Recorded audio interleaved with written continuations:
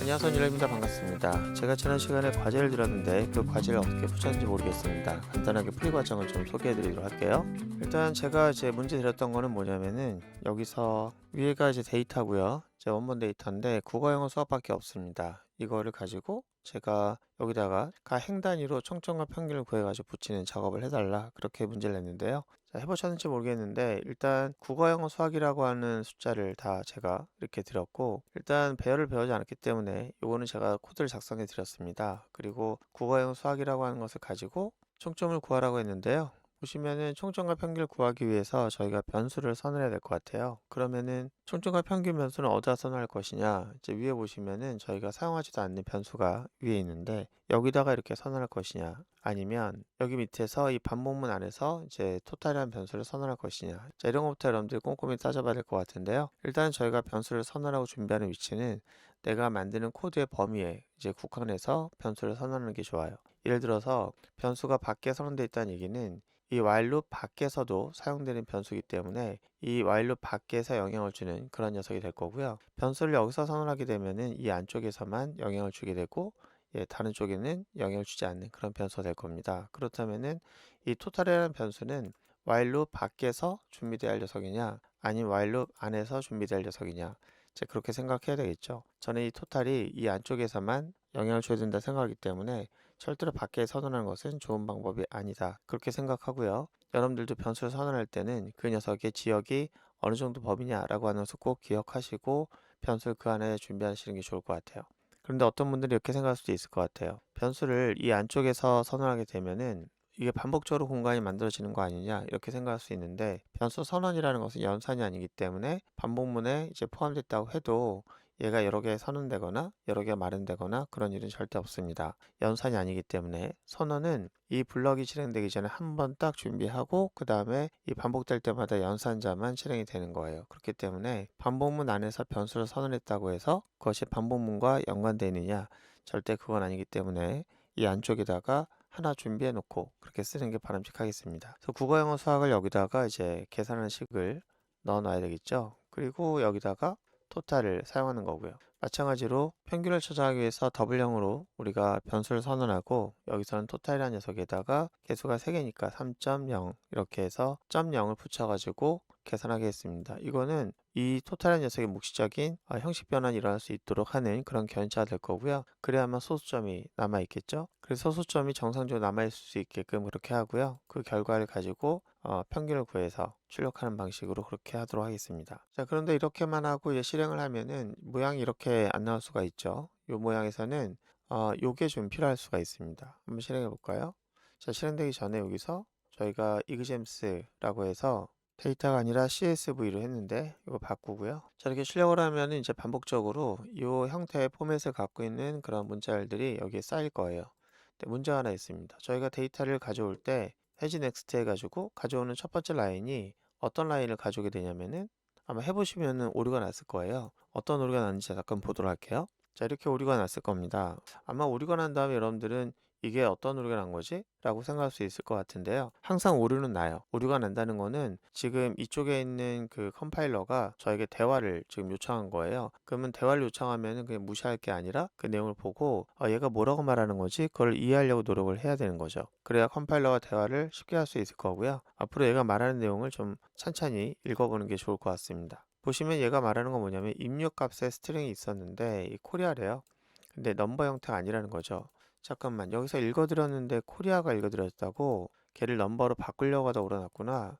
이 위치를 정확하게 말해주고 있거든요. 보시면은 위치가 이렇게 이 문제를 일으켰던 녀석의 어떤 행단위 코드들이 이렇게 쭉 나열돼요. 근데 여기서 보시면은 제가 작성한 자바 파일이 있고 제가 작성하지 않은 자바 파일이 쭉 나열돼요. 이게 파일명이거든요. 근데 요 파일명은 제가 만든 파일이 아니고요. 이것도 제가 만든 파일이 아니고요. 이것도 제가 만든 파일이 아니에요. 근데 이거는 제가 만든 파일이죠. 그러면은 컨트롤 키 누른 상태에서 클릭을 해보면 정확하게 어느 라인에서 문제가 됐는지를 얘가 말해줍니다. 바로 여기 물음표가 뜨고 있고 약간 하얗게 보여주고 있는 부분인데 이제 24번째가 되겠죠. 여기에서 넘버로 바꾸려고 하다가 이제 오류가 난 거예요. 데이터가 넘버형이 아닌 거죠. 데이터가 코리아라고 하고 있습니다. 다시 얘기하면은 여기서 첫 번째 줄을 읽어드리다가 이걸 읽은 거죠. 이거를 정수로 바꾸려고 하다가 오류가 난 거예요. 아, 그렇구나. 그럴 수밖에 없었네. 라고 하면서 여러분들은 그러네. 첫 번째는 데이터로 읽어드릴 것이 아니기 때문에 일단 읽어서 버려야 되는 거 아닌가? 이렇게 생각할 수 있어야 되겠죠. 그러면은 이렇게 하셔야 돼요. 이거를 일단 복사하겠습니다. 그리고 위에 가서 반복되기 전에 이거를 한 칸을 읽어서 일단 데이터가 있는지 먼저 확인하고요. 그리고 나서 읽어서 그거를 뭐 변수에 담을 필요 없고 읽어서 버리면 되는 거예요. 첫 번째 그 캡션에 해당되는 첫 번째 타이틀에 해당되는 라인은 읽어서 버리고 그 다음에 데이터만 계속 반복적으로 읽어서 계산을 해야 되겠죠. 다시 한번 실행해 보도록 하겠습니다. 자, 이렇게 실행을 했더니 오른쪽에 보시면은 데이터가 출력이 된 게 하나도 없습니다. 아, 그렇구나. 근데 보니까 출력을 저희가 system.out이라고 했어요. 우리가 프로그램 만들다 보면은 오류를 발생시킬 수 있습니다. 이게 파일에다 출력하고 싶었지만 마음은 그랬으나 코드는 이렇게 system.out을 붙여서 콘솔 출력을 할 수도 있어요. 그러면은 이걸 나중에 뒤늦게 봤으면은 그러면은 콘솔이 출력돼야 되는데 출력되는 게 지금 하나도 없거든요. 이건 어떻게 된 거지? 보시면은 이거를 어디서 잘못됐지? 라고 하는 것을 찾아내는 게 여러분들이 프로그램 만들 때 아주 중요한 요소 중에 하나입니다. 실수는 누구나 하는데 그 실수를 찾아내는 그런 작업이 가장 중요한 부분이거든요. 근데 이건 뭐가 잘못됐길래 출력되는 것도 없고 이쪽도 출력되는 게 없고 이건 뭐가 잘못된 걸까 생각해 보면은 입력값이 없다라는 것을 생각하셔야 돼요. 입력값이 없기 때문에 입력값이 없어서 출력할 것이 없는 그런 상황이 되는 거죠. 그런데 조금 아까 일어날 때는 여기서 이걸 하지 않았을 때 이걸 하지 않았을 때는 오류가 없었어요. 내가 감히 보니까 복사 붙여넣기 한 다음에 이거를 if로 고친다고 하다가 while로 둔 거죠. 이렇게 실수를 저질렀는데 하려고 했던 것을 마무리 짓지 못한 상태에서 이런 오류가 발생하면은 이런 걸 찾기가 어렵습니다. 자, 그럼 뭐가 잘못된 걸까요? 입력된 게 뭐가 잘못됐나 이렇게 가만히 생각해 보니까 입력을 줬던 게 이거예요. 근데 아까 제가 이제 이거를 복사한 다음에 이걸 하나만 읽어서 버리려고 했던 거거든요. 근데 이거를 깜빡하고 안 한 거예요. 근데 이거는 만드는 사람은 깜빡하는데 그 깜빡하는 걸 본인은 이걸 계속 2% 착각하고 있습니다. 그래서 얘가 안 보여요.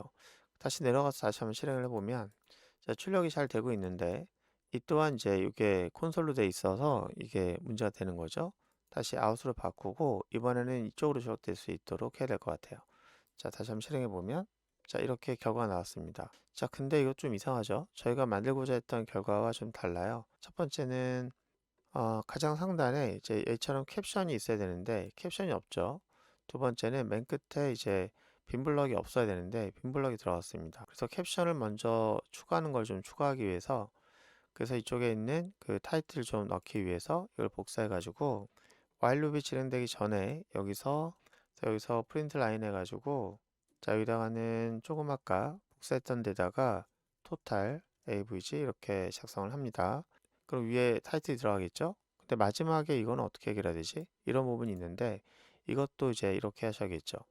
저희가 이거를 여기다 함께 했잖아요. 그러니까 무조건 데이터가 출력되고 나서 맨 마지막까지 얘가 영향을 주는 거예요. 이걸 분리해야 될 것 같아요. 이렇게 분리하고요.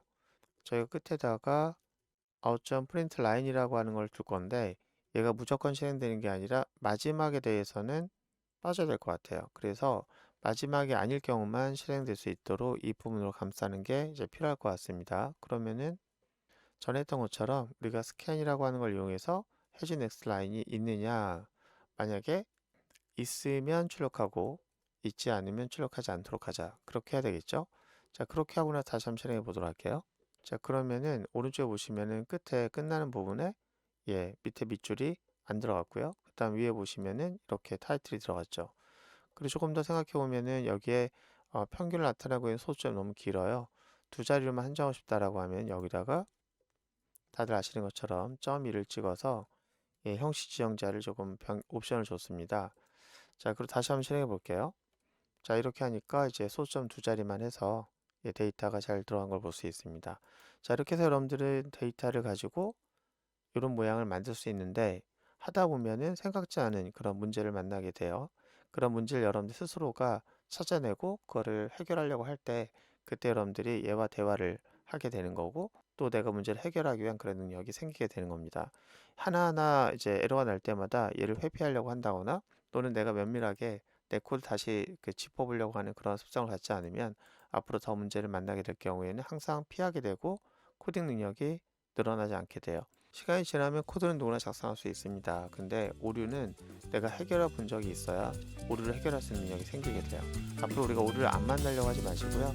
오류를 많이 만나려고 하셔야 돼요. 그리고 오류를 많이 만나고 빨리 해결할 수 있는 능력을 기르는 게 코딩에서 아주 중요한 부분이라 말할 수 있겠습니다. 오늘 고생 많으셨고요. 다음 시간에 뵙도록 하겠습니다.